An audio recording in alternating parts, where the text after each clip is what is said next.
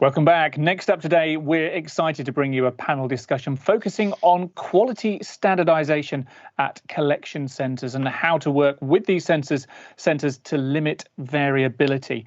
Because variability of material collected at collection centres is one of the day-to-day challenges almost every advanced therapies product faces in manufacturing. And as a young industry, it's missing standards, processes and systems that would help to limit this. So in this session, we've invited a panel of experts to share their experience and recommendations on how best to work with a collection centre to manage day-to-day operations. Now, this session is in partnership with BeTheMatch, and they will be joined by experts from Janssen and the standards coordinating body to discuss this challenge. So without any further ado, it's time for me to hand over to the moderator for this session, Amy Hines. Great. Thank you, David. Welcome and thanks for joining our session today. I am Amy Hines and I'm Director of Collection Services for BeTheMatch. It's my pleasure to moderate this session and I'm looking forward, as I hope you really are, to a lively cellular therapy collection standardization discussion. In this session, we've invited a panel of experts to share their experience and recommendations on how to best manage consistency and standardization in a widely variable environment. We'll begin our time with introductions and initial thoughts from each of our panelists, and then launch into a panel discussion with the intent of diving deeper into the challenges that limit the feasibility of standardization and opportunities to mitigate the variabilities between collection centers. There will be some time reserved towards the end of today's session for questions and comments from the audience, so please plan to submit those at your earliest convenience. All right, let's begin. I'd like to open the floor first to Bob Shaw. Bob is the Executive Director at the Standards Coordinating Body. Prior to joining SCB, Bob was at Thermo Fisher Scientific and within their bioproduction division managed their cell culture and cell therapy business.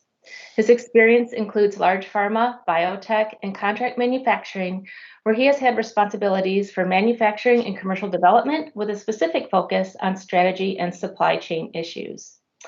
So with that intro, it's all yours, Bob.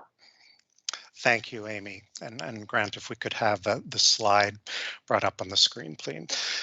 And thank you for inviting me to participate in the panel. As Amy mentioned, my name is Bob Shaw. I joined the Standards Coordinating Body rather recently, last October.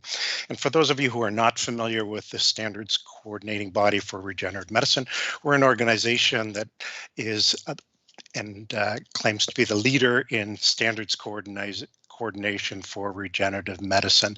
One of the challenges in regenerative medicine is not only the pace of change, but also the pace of change in technology, the pace of change in terms of the processes and the new types of products and innovations that we are all trying to bring to market. When we think about standards, one of the primary areas of standards that we feel is most important is the ability to bring people together and encourage collaboration across both businesses, across technologies, and across the different geographies. One of the mandates for looking at the standards and standardization process is our goal is really to accelerate the regulatory review and acceptance of new processes and products, and ultimately reduce the cost to manufacturers and patients of bringing these new products to the market. In terms of the standardization process, SCB has only been in place for about 3 years. We have focused primarily on the upstream process of standardization, that is the documentary or the development side of the standards process. But we know as we move forward, for a standard to have real impact in the industry, we really need to focus on adoption and implementation of those standards in terms of their utilization by industry. And one of the more recent examples of a standard that SCB has worked on was published just recently. This is the new ISBT 128 standard for labeling of collection products for cell therapy, and it was specifically focused on apheresis product labeling because of some of the challenges that the industry is facing with regards to those products. And so when we think about some of the challenges in industry, we see the number of therapies increasing, we see the number of clinical sites and clinical sites and actually institutional sites increasing. But most importantly, we see a great proliferation in the number and types of protocols that are being used for patient treatment.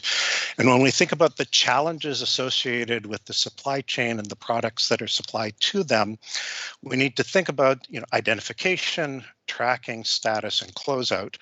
And from an industry perspective, we're obviously concerned about any exceptions or ultimately recalls that need to be taken care of through that data collection. And so data integrity is critical for this and is one of the key aspects that we are focused on in terms of developing a standard approach with regards to products and their labeling and identification. With regards to quality, I think with regenerative medicine, one of the comments that has been made is the product is the process. And I think it's actually very true with regards to where we are in terms of the industry. And I think what we want to look at with regards to standardization is how we can bring some consistency to that in order to reduce the variability that we're seeing, that can be seen with either the starting materials or the actual product itself. One of the anecdotes that I like to speak of with regards to apheresis is I worked very, very closely with an apheresis nurse who considered herself a specialist in this area.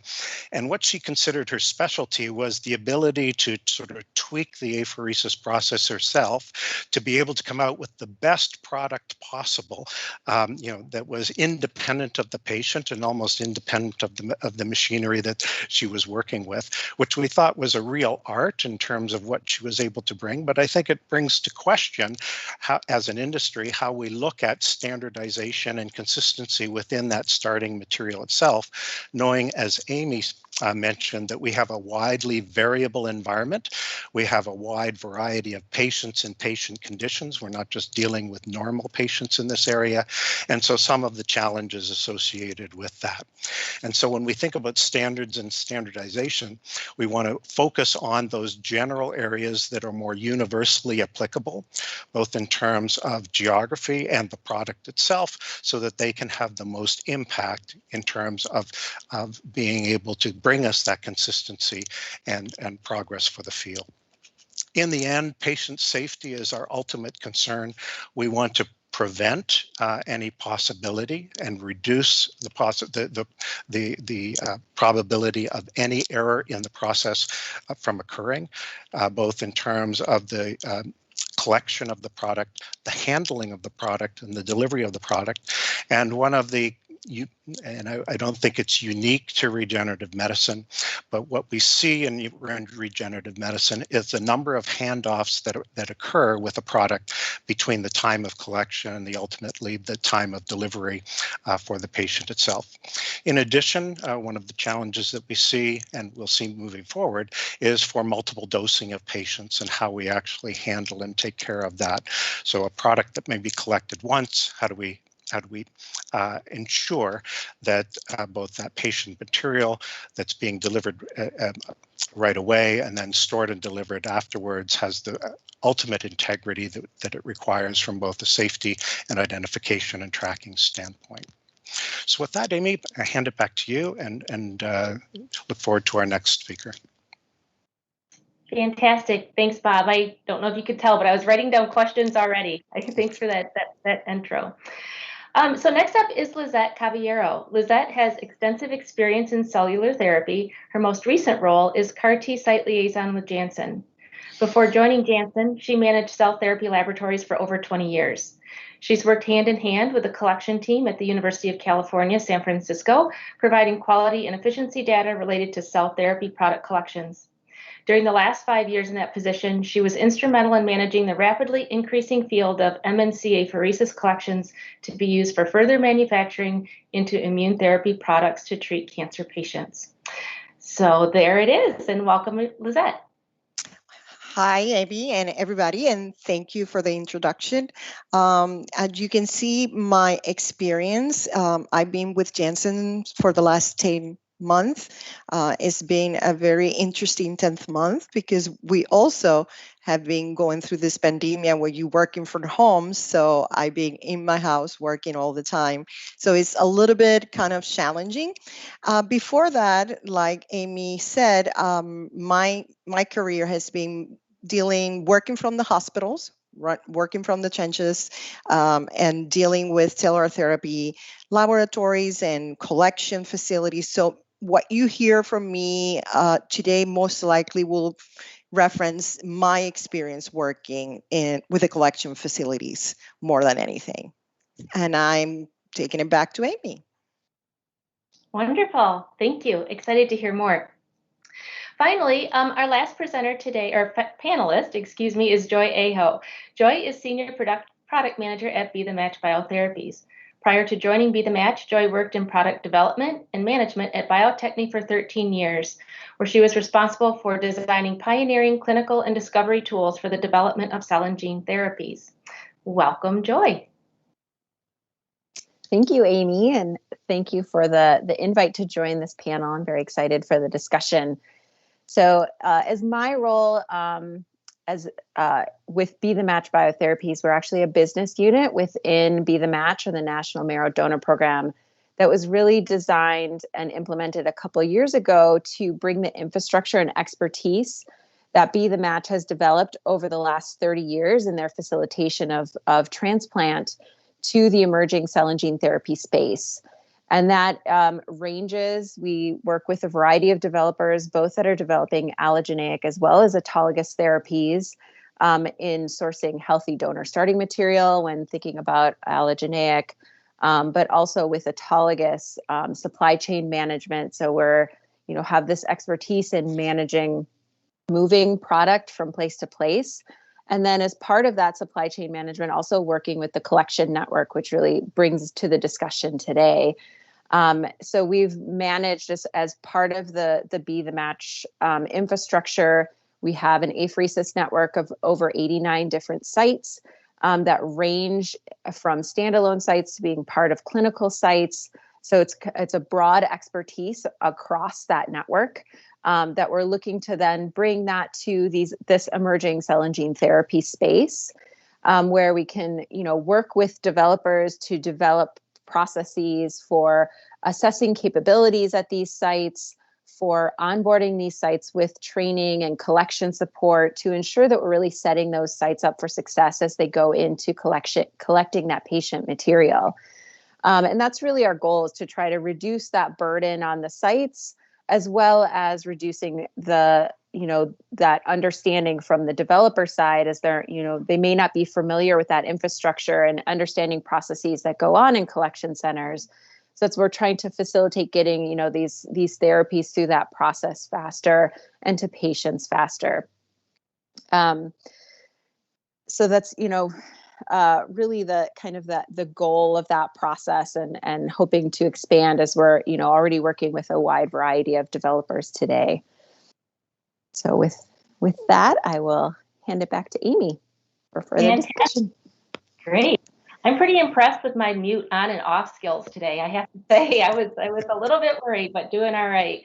This has been a great introduction, I think, and I think, as you can tell, we've got a really comprehensive panel here to really be able to dive deeply into the considerations of standardization across a wide variety of collection centers. So I have a question first that I'd like to start with Bob, and then following Bob's response, Lizette and Joy, please feel free to jump in as well. So this first question: what areas of standardization around cell collection are most likely to really move the needle in creating efficiencies and ensuring high quality starting materials at collection sites? So thanks, Amy. So it's an interesting question, because I think if we look at it, the question from two perspectives, I'll try to answer it that way. So in terms of ensuring the quality, I think there's the upfront quality, that is the actual collection itself, and then there's the material itself once it's collected. And so I think, and let me start on the back end first. So I think what we identified very clearly over the past little while is the issue of labeling has become critical in terms of identification of product, not only for to address the variability that has been seen in terms of the different labeling standards that occur either in Europe and in North America, but between the sites and between the different organizations that have been involved. And so something as simple as apheresis product labeling did present a considerable issue in terms of being able to bring a consensus standard forward in which there would be what I would call not universal, but let's call it general agreement in terms of how to approach this. And the reason that I like to focus on this is something as simple as a label, both in terms of the content and the type of information associated with that. Even though we're all working in a very regulated and in one sense with regards to apheresis collections, a fairly mature market. When we think about regenerative medicine, I think we have to think about the fact that even though the process may start from a relatively mature place in terms of the collection itself and the type of product being collected,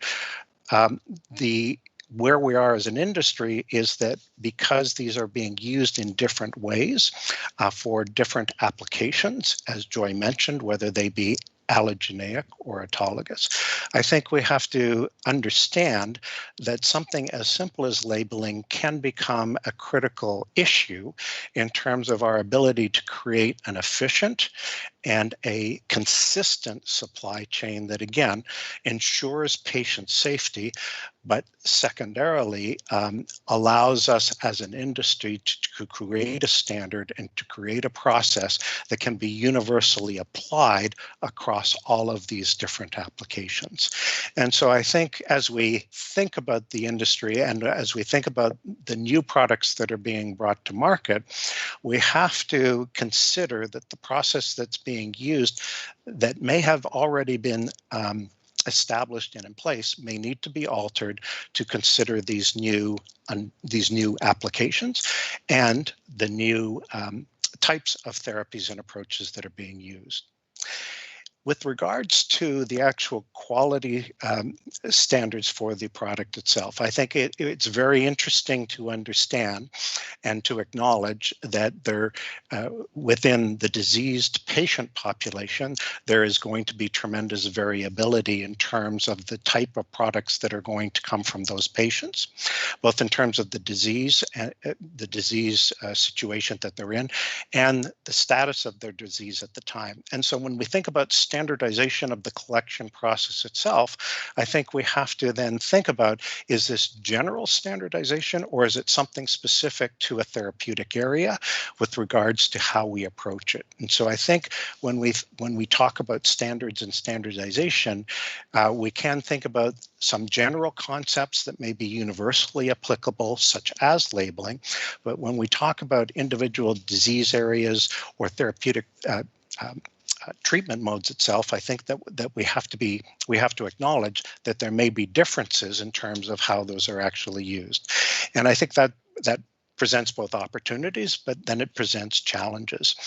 And when we think about, and I think it was Joy that mentioned this issue of capabilities of a clinical site or of a collection site, I think we have to acknowledge that each of the collection sites, may be in a different state of either maturity or capability. And so a challenge, at least for the therapeutic developer, is then understanding how much time and effort needs to be put into place in order for them to be able to come up with what is ultimately a consistent and standardized starting material that comes from each of these different centers. And of course, that in and of itself is a challenge depending on the number of institutions and the number of networks that you're dealing with.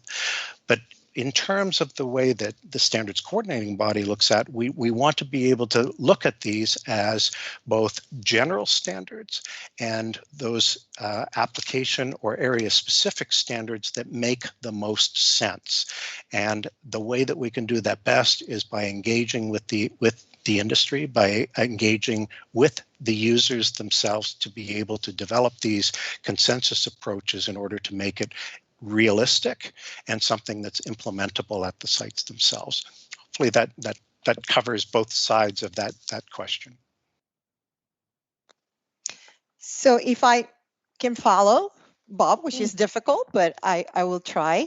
I would like to add, I completely agreed with him 100%, but also I heard when Bob said that we have a mature collection staff working on products, collecting products. But I want also to add that the majority of the sites that we know that were collecting products for bone marrow transplant, they were very experienced in collecting mobilized products.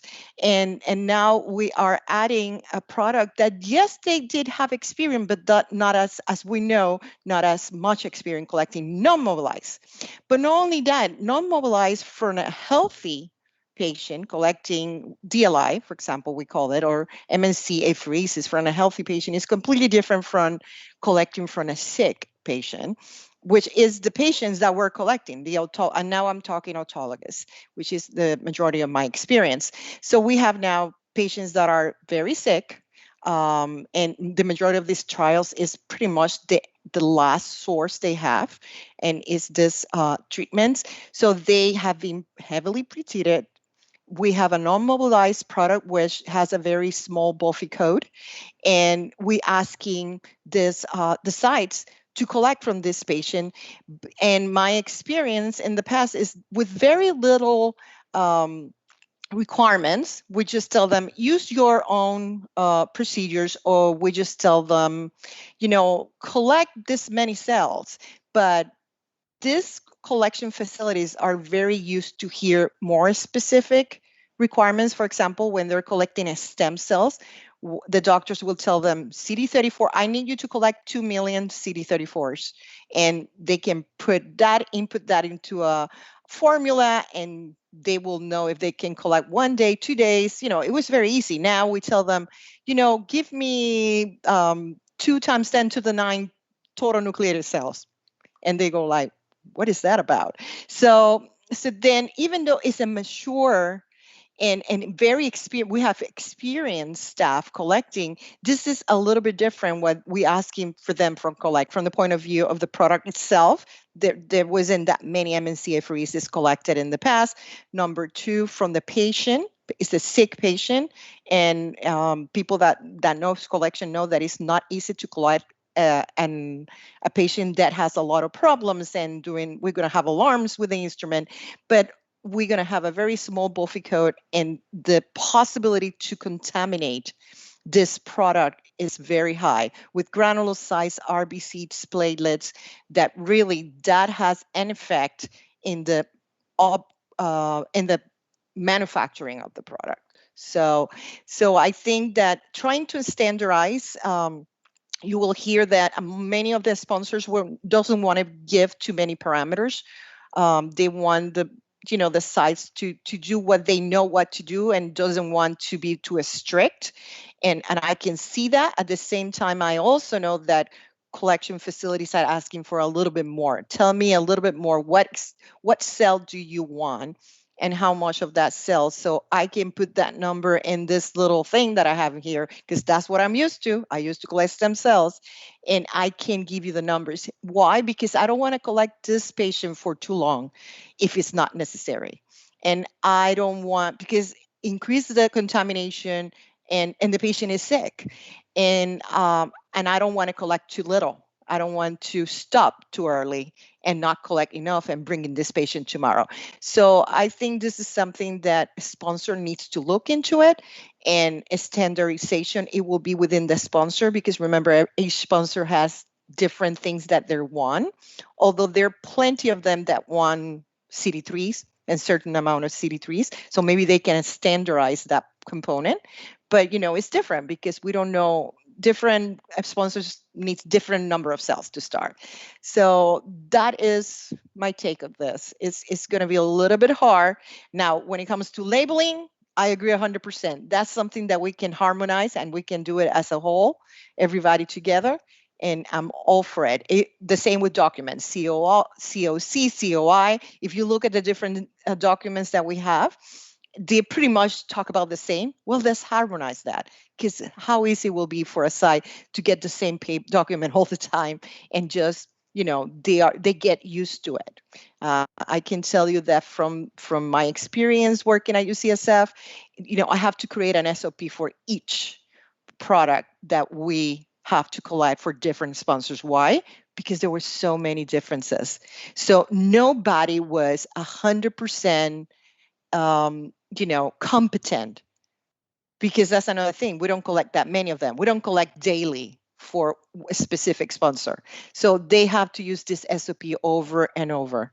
So that's another thing. If we can standardize and harmonize, it will be a lot easier for the sites. And now, Joy, pass it to you.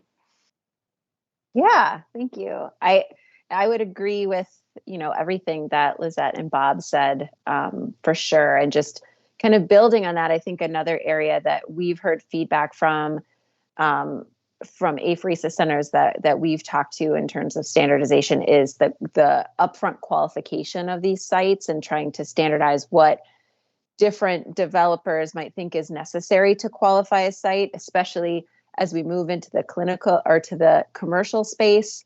And you have to be much more regimented in terms of your quality systems and everything from a regulated FDA perspective.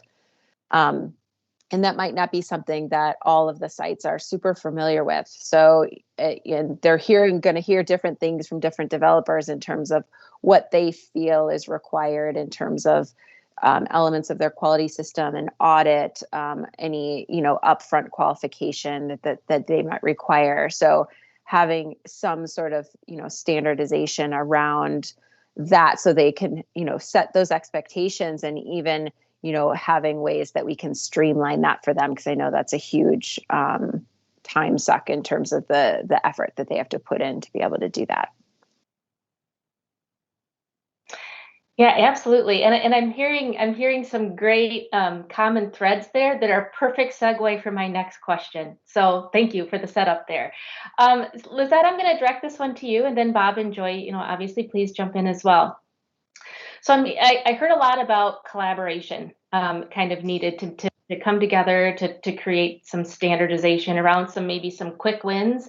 And I know, Bob, you've had great success with the labeling, and so that was a great example.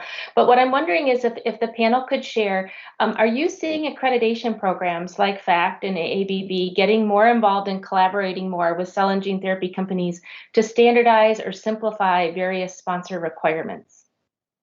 So I think, yes, you're going to be seeing that. And the reason why is because the majority of the sites that are doing this, following these therapies are very involved with these two accreditation organizations, and they really respect them and follow their standards. Is their culture, is how they talk.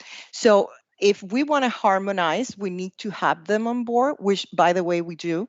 Like Bob was talking about the standard coordinating body, we have representation of the FACT and AABB, because if somebody can go out there and talk about this and say, give some, maybe add standards to their already standard manuals, it will be this two organization, and they're going to hear them. They're going to say, it makes sense, or, I need to follow this. And then we need them to do what they did for hospitals and doctors and the standard of care therapy. It will be amazing if they can do for industry. Why? Because industry is not used to this. They're not used to, it's very new for them to be working with different sites in a way, in the differences in each site, and different experience, the way they do things, the little thing that they use different from the other side, and and now we want them to use this one and only this one. So if FACT and ABB get together and talk to industry, maybe they can help them create this number of standards that can harmonize. And the word here, I think, today is harmonization. So when it goes back to the site, it's not that difficult to be able to bring this therapies into the hospitals. Yeah, I could jump in. Just building on that, I think, we've been trying to work closely with FACT and AABB to try and develop, kind of building on that last question in terms of site qualification and trying to have some of that harmonization across, so that developers can look to those standards to be able to kind of level set across those different sites, so that there isn't as much, developer specific work that each of these sites have to do. And as much as we can, build on that in terms of the additional qualification that might be needed from a product specific standpoint, and we can get them up. And so you can make that product specific qualification as minimal as possible to reduce that effort that the sites have to do. And I guess what I would add, and hopefully I won't embarrass you, Lizette, but I think if all of the sponsors had someone like Lizette who had as much experience directly in the process and knowledge, that would certainly help us along the way. But I think, as Lizette mentioned, apheresis collection may itself be a mature process, but the protocols themselves and the products that we're actually collecting for is relatively new. And what I think is quite interesting when we think about standards, standardization, and harmonization, which I really appreciate that term harmonization, because I think, if I might digress one moment, standards and standardization, in some cases, we react to that because it seemed to be restrictive. And I think what we have to, as an industry, identify, is a standard actually required, or is standardization or harmonization required? And as Lizette pointed out, I think where FACT and AABB, if we think about qualification of the site, I think it's key for them to play a role there. What we have also heard is on the back end, let's call it that, with regards to the actual the training and implementation of standards at sites or standards at manufacturing. The comment that was made to me most recently was, the standards aren't difficult. Implementing them is really tough. And in some cases, what we're lacking is a common approach to how we should implement it, how we should understand that a sponsor's protocol and requirements, as Lizette described, may not be as specific as it's actually required. And so we have to think about not only the documents itself and the procedure and the product that we're trying to specify, but the process by which we are bringing this protocol into the institution, and how we can harmonize that both among the institutions for a particular sponsor and across, the different sponsors themselves. And so this is an area that people have asked, the SCB to become involved with, because in one sense, the standards or the documents may actually be in place, but the institutions are looking for help in terms of being able to implement them across the organizations that are in fact. But I think what we need to do is understand and acknowledge the fact that it's not the standards or the processes themselves, it's actually implementing them into a system that already exists and identifying how to adapt them, to be able to fit most easily. Yeah, great. Yeah, great discussion. I have another question that kind of touches along some of the things that you've already mentioned. So this might be a quick one, but thinking more specifically about the apheresis centers. And Joy, I'm going to start with you, and then please, Bob and Lizette, feel free to jump in. So are you seeing and do you foresee increased consolidation of efforts for onboarding and management of apheresis centers? So I know we've touched a little bit upon the qualification of centers and things like that. But between therapies, and so do you see the ability for a center to be qualified for one particular therapy that might be also serve as accreditation and qualification for a second therapy? Yeah, so I think it could go a couple different ways. So I don't know that we know for sure yet. But I think there's areas, especially, from that kind of qualification standpoint, and we've been working closely with FACT and AAB to think through this in terms of, from an auditing perspective, and can we have, an accreditation and then be able to build, some of that supplier qualification auditing on top of that, and be able to license that or have that shared among different therapies, so that you have that kind of baseline quality system that the different developers can be able to have that comfort from that level. And then, like I mentioned before, you just have that, therapy specific elements that you need to build on top of that. I do think that's something that, we've been trying to, in terms of the work that we've been doing with a variety of different developers and managing a network, is working with them and taking that expertise that we have across and being able to use that so they do have, more fewer contacts that they have to deal with in terms of, questions they might have. And so we have multiple therapies and multiple developers that we might be working with at the same site to try and help consolidate more of that wherever we can.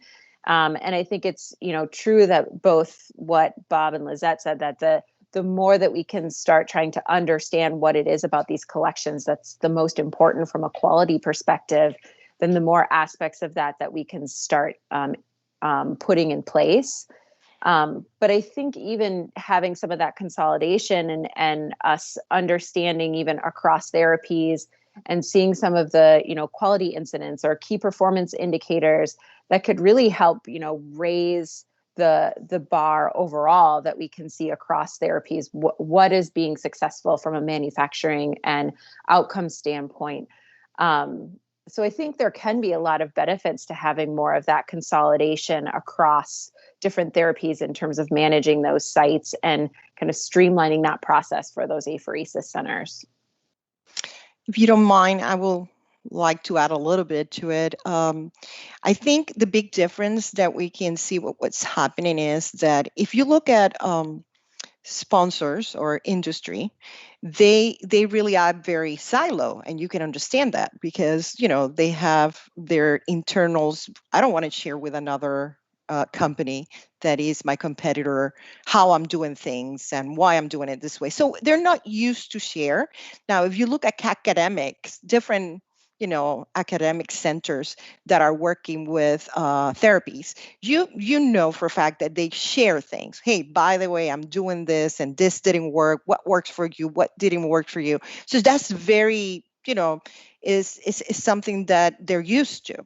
But with companies like, sponsors, big sponsors, they're not used to communicate that much.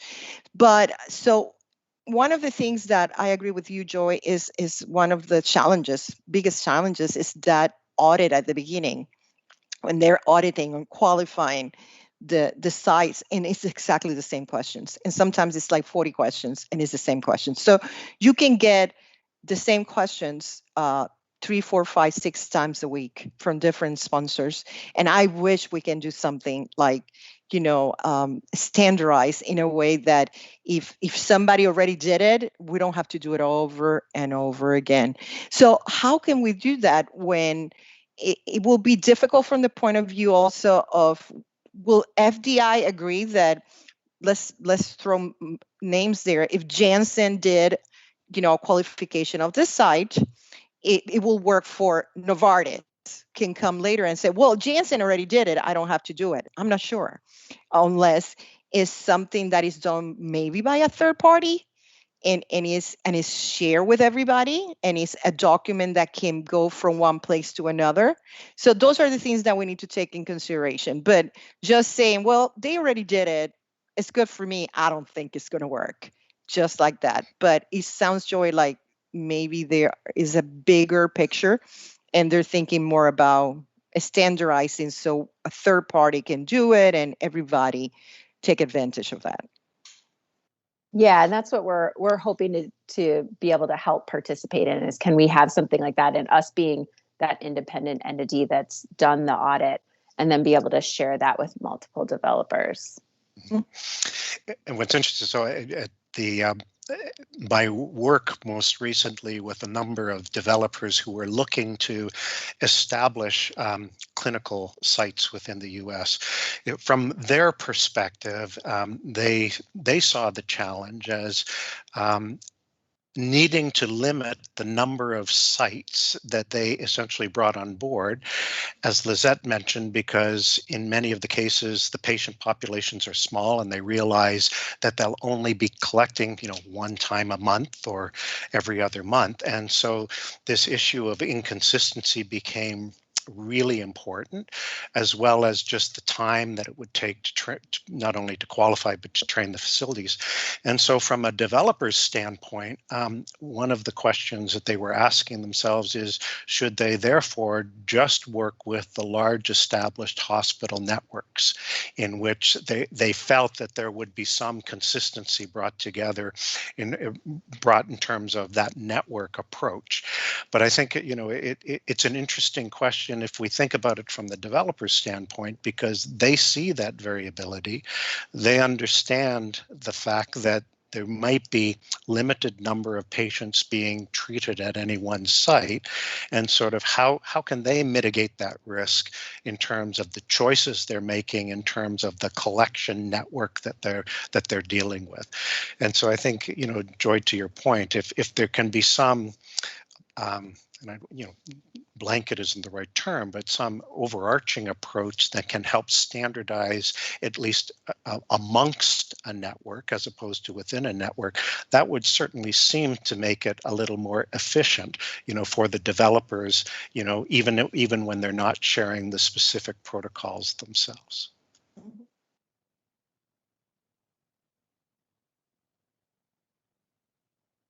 Amy, you're mute. There we go. I did it. So far, only one. I'm doing well.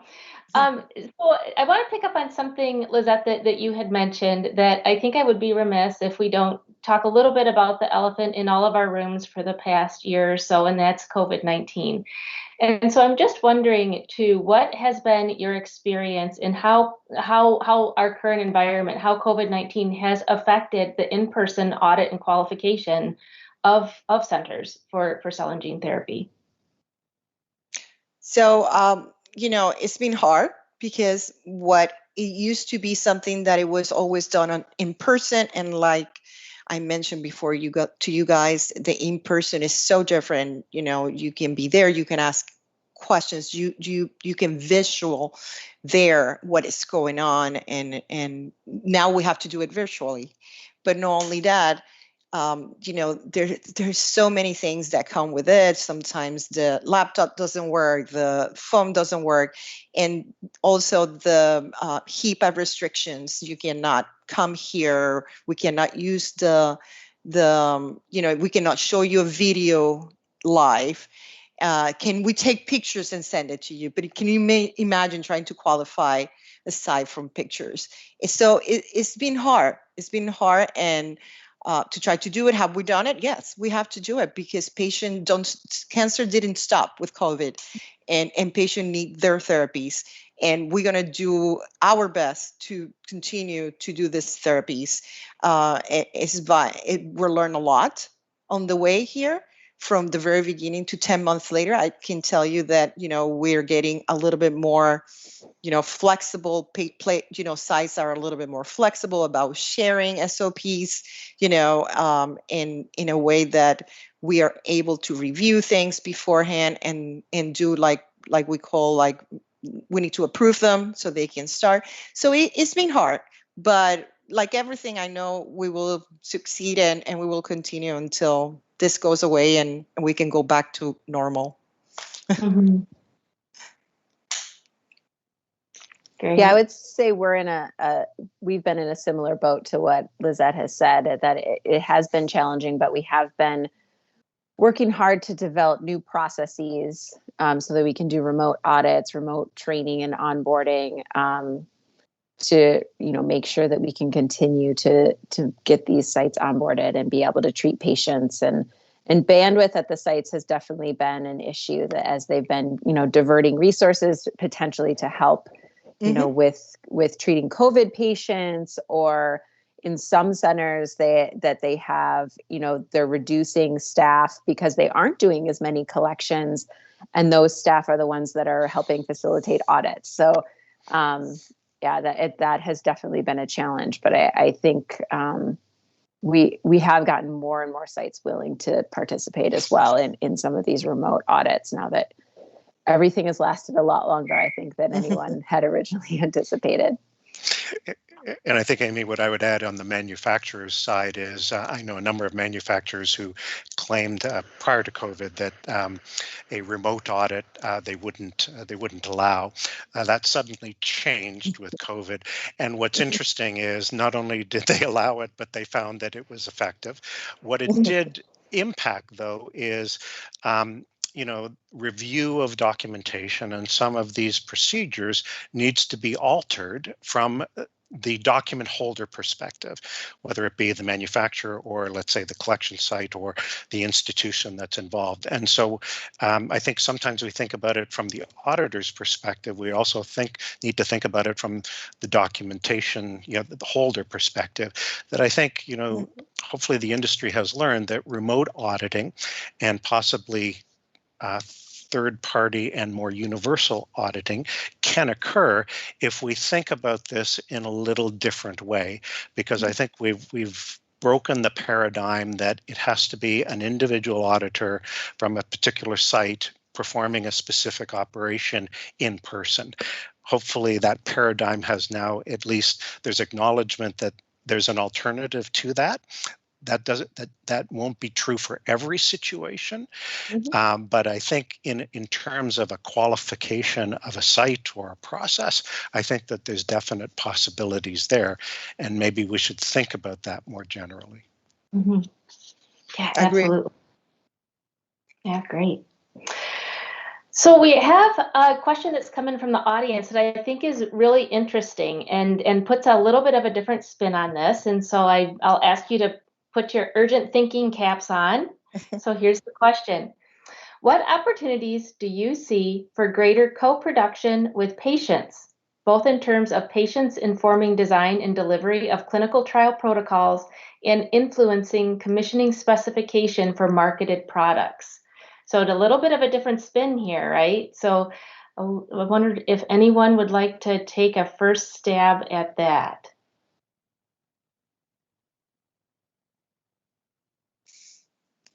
I'll take a stab. It's an interesting thought. I think you have to be careful, because obviously the patients are, depending on where they're at within their disease, are maybe much less risk averse than a company might be. So that that can be dangerous. I know one way to kind of involve patients, and I know there's been some work done at the Mayo Clinic around this, is just looking at that patient journey and what is that like for the patient, and how can we, how can developers and others that are working with these clinical sites help that patient kind of understand what's going to happen, understand more about these therapies and how they're working and how it might impact their, day-to-day lives as they're undergoing treatment, and maybe even understanding more about the process of a regulated drug and why there's certain processes in place, because they were put there for an initial reason, and not to prevent them from getting treatments. And so I think a lot of that kind of upfront patient education and understanding their journey and understanding their questions. I know that I have seen, like I mentioned, the Mayo Clinic, that they've been kind of looking at that and tools that they've been able to develop to improve that. And that has really improved that patient experience with these newer therapies. Mm-hmm. Yeah, and if I might just build a little bit upon that and kind of launch off into another spontaneous question. I think a lot of the patient-directed impact to cell and gene therapies comes from outcomes and comes from data outcomes. And so I know, Bob, you talked a little bit about data integrity, but I wonder if we can kind of take that thought and then loop it back to standardization as well. So we've talked a lot about standardization of processes and things like that. So I'm just going to pitch a random question out there about standardization of data collection. So gathering that information back from that patient's journey, from that patient's therapy, in order to help influence standardization. So any initial thoughts on that one? I guess what I might start off with, Amy, is an acknowledgement that this is an area that has been brought up to the SCB's attention for two reasons. One, I think just because there is so much data being collected today, and it may be being collected within the individual organizations and institutions with regards to sponsors. Secondarily, there's the need, obviously, to follow data, the requirement to follow patient data over time, and how best to do that, both for protecting patients' identity, for follow-up, but also for trend development. I think it's the challenge, at least that we see right now, at least from an SCB perspective, is how to narrow down the category to which area should be standardized, harmonized first with regards to how critical it is, just because there is so much data being collected, and there are so many different interest points in terms of what that data could be used for or how it should be used in the future. And so it's certainly an area we're focused on. I think we're just trying to wrap our arms around it and want to essentially work with the industry and subject matter experts to help maybe define the areas that, as an organization, we should focus on. So we know it's a critical area, not only from an apheresis perspective, but from a manufacturing and from a data follow-up. But we're really not quite sure which one to focus on first. I'm just going to add one thing. The success of my career prior to move into Janssen, managing cellular therapy labs, was based on data.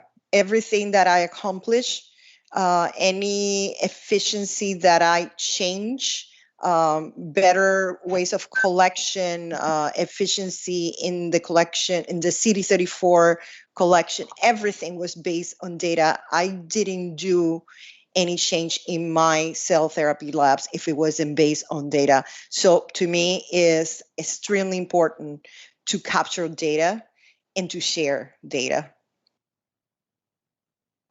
Yeah, I think just building off that, I think this is a place that we can really learn a lot from the transplant community.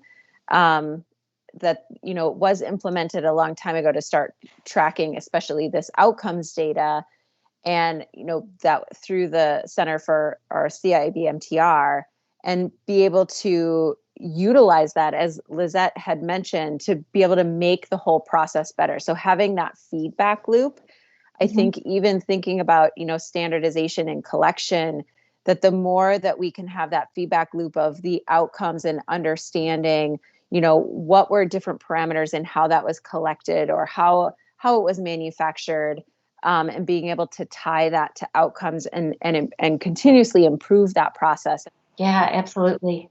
Absolutely. Well, awesome. Well, thank you, panel. We are running down to our last few minutes before we send it back over. So I think if you have just some closing thoughts, maybe just a few items to leave the audience with today, that would be great. So I don't know, Bob, if you'd like to take the lead for a couple of second sign off? And thank you for that. So I want to thank my panelists, first of all, for just a wonderful discussion. I really think it was rich, both in terms of depth and breadth, in terms of some of the critical issues. So number one, thank you to the panelists, and for Amy for your moderation here. I think, what we're talking about is, and I really like that last discussion, we can have an impact in terms of the progress, both of the field and patient outcomes, if we focus on the right things, as Lizette mentioned, make it a data and science-based approach, and understand the practicality around that. We want to be able to treat patients as quickly and as efficiently as possible, but we also want to create a system that is as efficient and effective as possible as well. And clearly for us, we see the identification of standards and standardization, the process of standards being a way to help us achieve that as an industry. And we look to work with you and to work with other members of the industry to help accomplish that. I just want to say thank you, Amy, and thank you to the panelists. This has been one of the best panel discussions that I have attended. A lot of good information. It sounds like we are all on the same wavelength, and we all want to have more efficient collections that eventually will yield very good therapies. Not, we have it right now, but we want to also help the collection facilities to make it a little bit easier and more efficient for them, because this is growing exponentially. And remember, this is not going to stop. And so they need help. Thank you. And I also like to thank my fellow panelists. I think this has been a great discussion. I really enjoyed it. And I would agree with both Bob and Lizette that, having discussions like this are going to be critical as we, look to add more standardization and create that efficiency. Just as more and more of these therapies are entering the commercial space, we're going to just be bogging down these different centers with collections, and it's going to be important for them to be able to keep up and really ensure that we can have, the optimal patient access to these really novel therapies. Awesome. Fantastic. Well, thanks, panel. I am going to send it back over to David. Fantastic. Well, thank you very much indeed to Bob, Lizette, Joy, and Amy, really highlighting the importance of partnering to better achieve more efficient, reliable collections. Thank you very much indeed for sharing your thoughts and insights here today. Up next on the network track here is our last coffee discussion of the day. Feel free to grab something other than coffee if you're in the same time zone as me, where it is coming up to 7 p.m. This discussion, this will focus on diversity and inclusion in advanced therapies, and it'll put a spotlight on how we can be more diverse and inclusive in the sector. After the coffee discussion, we'll have our first Meet the Expert session of the event. Poonam Sharma from Wuxi Aptech will be discussing how a closed process CAR-T manufacturing process can help to streamline manufacturing with great predictability. So, look forward to seeing you later on. I hope. Enjoy your coffee or whatever it is you've got in your hand, and see you again soon.